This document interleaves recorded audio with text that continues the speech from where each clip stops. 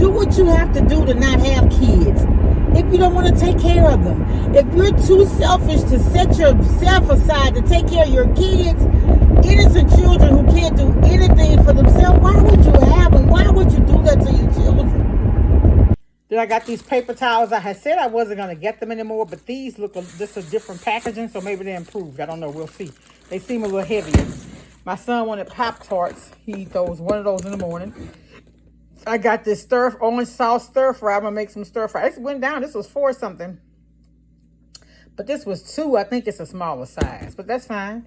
I got me some Imperial brown sugar. I only like Domino's or Imperial. I don't like those off brands. To me, it tastes funny. I got the unsalted and the salted butter. These were 3 something. So I went ahead and got 4. My brother-in-law birthday was the other day. He wanted me to make him a peach cobbler. So I'm going to do it for him. I got some Jiffy cornbread mix. These were 47 cents. I had remember the Velveeta used to have a nacho? They don't sell it anymore. But this is the one with the beef stroganoff, and which I actually know how to make it from scratch. But I'm gonna make it with that and try and see if I like it. One on a cold work day when you get home and you want to fix something, be ready in about an hour and a half. I do that and do some green beans or something. But how I do mine is, and I'll show y'all, I fry me a little vegetables before I put it together. I got me some distilled vinegar. I'm making the cakes for the birthday months, October. So I got the batter. And then I'm going to make a Veterans Day cake. I'm practicing my decorating skills. I got these grapes, these bell pepper too for $1. I only got 1. The meat manager let me try these sausage, y'all. They're jalapeno, but they're not really, really hot. They are really, really good. So I'm going to take some of these and put them in some beans and put them in some gumbo. I'm getting ready to make my first fall gumbo here in a minute. I got the real wood smoked right bacon. This was $7. It's thick cut, and this is 24 ounces. That's a good buy on that right bacon. Thank you, baby. I got a package of the chicken. This was $5.89. And remember I told y'all the last time we bought chicken for something we had at the church, it was $7 and something. $7.40 plus you add. So it ended up being $8 for a 10-pound bag of chicken. I got some turnip greens. I got some mustards already in there. And I bought these because when we do the cake, I also make a punch. And you use ginger ale. You just let it get cold. So you do ginger ale, pineapple juice, and you make your Kool-Aid mix like you're getting ready to make your frozen cups. And that's how you do the punch. It is really, really good. All right, y'all. That's all I got. But this was $120. But thank God for provision, right? Talk to y'all later. Be blessed. Much love. Bye. Hey y'all, happy Friday. So we have a little fellowship at the church on Sunday, ending out Pastor Appreciation Month, and so we're doing some spaghetti.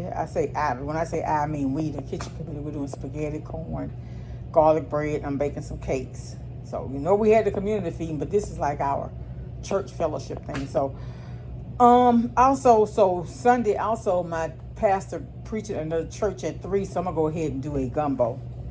I got my 2 chickens. I'm gonna use that for my gumbo.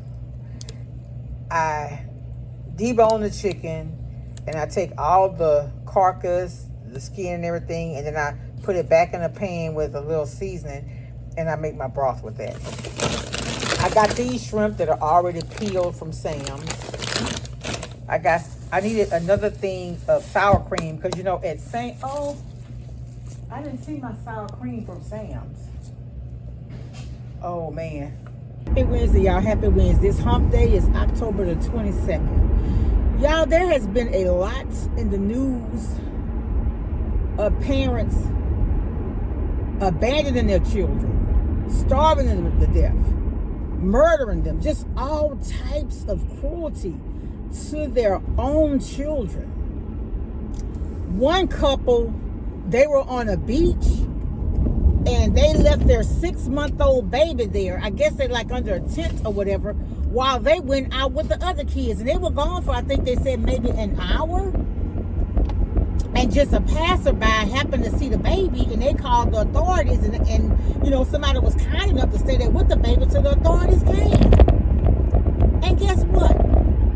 The mom was listed as, You know how they have this little thing in the neighborhoods and the communities where they have 40, under 40 who's making a difference? And she had a professional job and everything. What made her think it was okay to leave a 6-month-old baby? That baby could have choked. Anything could have happened. I just really don't understand. And then there was a child, 21 years old, blind. You could look at him and tell that there was something else going on with him. Maybe he had brain surgery or something. He was 21 years old.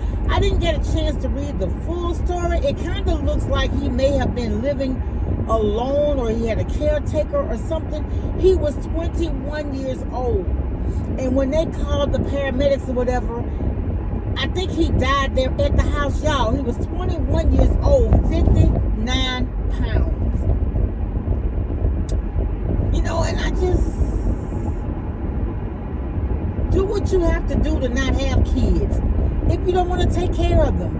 If you're too selfish to set yourself aside to take care of your kids, innocent children who can't do anything for themselves, why would you have them? Why would you do that to your children? I just don't understand that. And now, you know, when we were growing up, we would see a lot of single mother households where the mom would have the child, the children. The dad may or may not be in the child's life, but the mom was the caretaker, the primary custodial parent. And now kids, y'all, they don't have the mom or the dad. Sometimes the dads even have the kids. The mom just leaving them. Just selfish. Just totally selfish. Just going on about life as if their own children don't even exist. How could you? I mean, I had my kids young. My daughter's young. And it changed me for the better. I had to grow up quick. I did. I went from being a carefree teenager to somebody depending on me. And, you know, you have to realize, because you got somebody else depending on you, you really have to depend on yourself. Because if you're living in a house with your parents and your parents having to take care of your child, then that becomes another burden on them.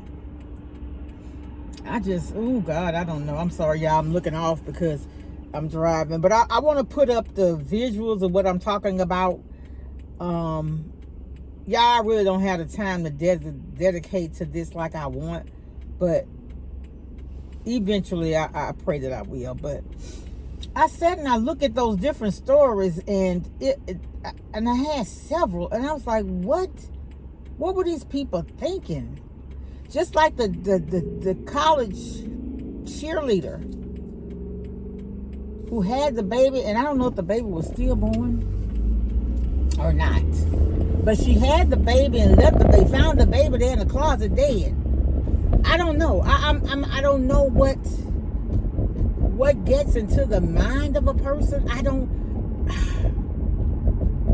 you know. And a lot of times we hear stories of, well, that person was a good person. I never would have thought they would have done that. Well, what changes to make somebody who you thought wouldn't have done it do it? That's my question. It's just, oh my goodness. And then these young ladies coming up missing, and they finding them dead. And my advice would be to anybody, don't meet those people online. That's not safe anymore. It's just not. I hear too many horror stories. And I know we can't live in fear, but God gave us 5 senses too. You have to vet people. You just can't, you know, really and truly, you just can't take people at their word. You know, your word should mean something, but to me, your word is just that. It's just coming out your mouth. Take care of yourselves, y'all. And if you see kids or elderly in distress, try to help them. Talk to y'all later. Bye. Everyone needs a shoulder to cry on. Everyone needs a helping hand. Everyone needs someone to rely on. Yes, everyone needs a friend. So let's come together, celebrate each other, stand united as one.